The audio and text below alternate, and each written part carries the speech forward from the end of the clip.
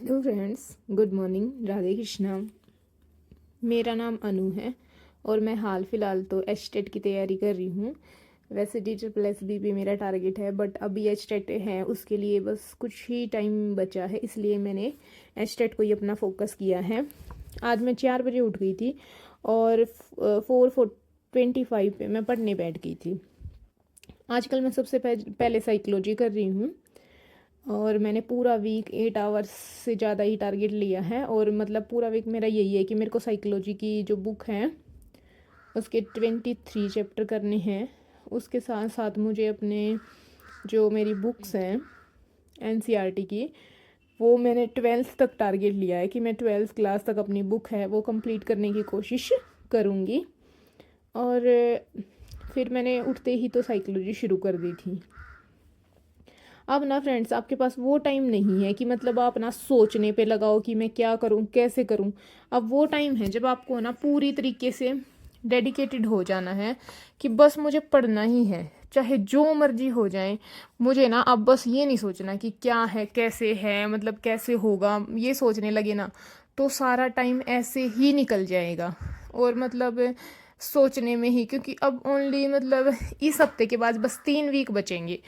तो अब ना हर दिन को जब आप यूटिलाइज करोगे ना, सबसे पहले तो आपको एक मतलब ना एक टाइम टेबल आपके पास होना चाहिए हर वीक का और पूरे 4 वीक्स का भी। ठीक है, मैंने आपके साथ शेयर भी किया था अपना टाइम टेबल एस्टेट वाला। ठीक है, और अपनी हर सेकंड को यूटिलाइज करो। आप कुछ भी कर रहे हो तो आप स्टोरी सुन सकते हो। आपकी कोई भी क्लास है, मान लिया जैसे मेरी इंग्लिश की है, तो कोई भी चैप्टर होता है वो मुझे समझ नहीं आता तो मैं उसके बाद में स्टोरी सुन लेती हूँ। ठीक है, जब आप बिल्कुल फ्री हो तो उस टाइम पे आप मैथ करो। ठीक है, और आप कोशिश करो कि ऑलमोस्ट आप सभी सब्जेक्ट करने की कोशिश करो, उसके साथ आप PYQ करो। मतलब मेरी जो स्ट्रेटजी है वो तो यही है। ठीक है, मैं डेली अपना रूटीन है वो शेयर भी इसीलिए करती हूँ ताकि मैं खुद भी एक मतलब डिसिप्लिन होकर पढ़ाई कर पाऊँ। ठीक है, उसके बाद मैं घर के काम करके और फिर तो मेरे बेटे को स्कूल भेज के और फिर मैं दोबारा से पढ़ने बैठी थी लगभग 10 से 10:30 बजे के आसपास। और मैंने सबसे पहले किया अपना मैथ की क्लास, उसके बाद मैंने हिंदी की और मैंने 40 मिनट्स हिंदी करने के बाद फिर मैं आ गई थी PYQ पे। मैं DSSB के ही PYQ से रीजनिंग की और मैथ की प्रैक्टिस करती हूँ।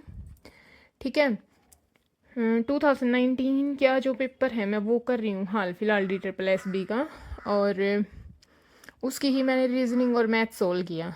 ठीक है, और इसी के दौरान लगभग मुझे ये करते करते ही 3 साढ़े 3 बजे का जो टाइम है वो हो गया था। और मेरी जो पढ़ाई है वो मतलब अच्छे से चल रही थी। अब मेरा फोकस यही है कि मतलब अब 1 मिनट को भी ना इधर उधर नहीं, जैसे बस मेरे बेटे को लाना होता, छोड़ना होता, कपड़े सुखाने लाने, इन चीज़ों में बस मैं अपना टाइम ये सोचती हूँ कि जो जिस टाइम पे मैं घर पे नहीं हूँ या मतलब कोई ज़रूरी काम कर रही हूँ तो ये मैं अपनी पढ़ाई को स्किप करूँ। नहीं तो ना ये पूरा 1 महीना ना 1 साल के जैसे बना देना है। एचटेट इतना मुश्किल भी नहीं है और इतना आसान भी नहीं है कि आप उसको बिल्कुल ही फॉर ग्रांटेड ले दो। ठीक है, और इससे पहले तो मैंने एचटेट कभी दिया नहीं है।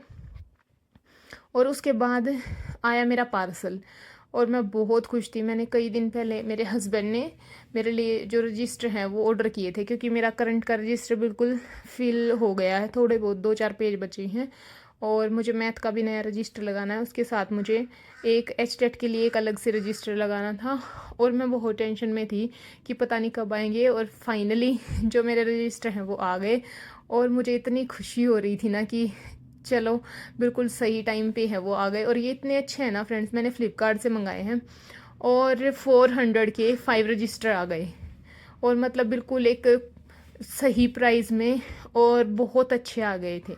ठीक है, 5.5 घंटे के आसपास मैं पढ़ ली हूँ और टाइम हो गया है 3:30। और फिर तो मैं मेरे बेटे को लेके आई, फिर हमने नाश्ता वाश्ता किया, शाम का चाय वाय पी और 5 सवा 5 बजे के आसपास मैं दोबारा पढ़ने बैठी। ठीक है, और फिर मेरा जो पेंडिंग था, मैंने सबसे पहले तो मेरी 9th का, आपको पता है कि एक बुक तो छोटी होती है, मूवमेंट वाली बुक तो ज़्यादा लेंदी नहीं होती है, बट जिसमें पोएम होती है उसमें आपको ज़्यादा टाइम देना पड़ता है, तो वो मतलब मैंने पहले दिन आधी कर ली थी, मेरी कुछ कुछ चीज़ें बच गई थी, वो मैंने कवर करनी शुरू की। और शाम को ही मेरे बहुत सारे और पार्सल आ गए।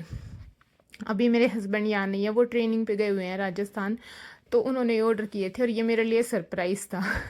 हालांकि तो करवा चौथ चला गया है, बट उन्होंने तब ऑर्डर किए थे और पोस्ट ऑफिस में ये रखे थे और लेके आने वाला ही नहीं था कोई। और हमारा जो साइड में है एक मेरे हस्बैंड का फ्रेंड, वो इनको लेके आया और उनको बहुत दिनों से बोल रखा, बट उनको भी ड्यूटी की वजह से टाइम नहीं लग रहा था।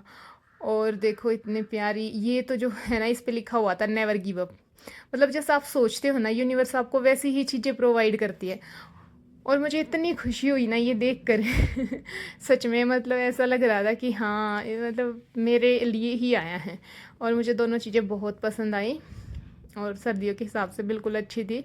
फिर मैं आ गई थी किचन में और मैंने मेरे बेटे को पढ़ने बिठा दिया था और मेरे को, ताकि मैं फटाफट से अपना काम करके और दोबारा से अपना जो बचा हुआ, आज मेरे PYQ बचे हुए हैं और मेरी आज ग्रामर की क्लास भी नहीं कर पाई।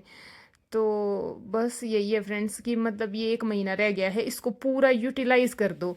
अभी भी टाइम गया नहीं है ज़्यादा। साइकोलॉजी पे, सब्जेक्ट पे फोकस करो थोड़ा थोड़ा।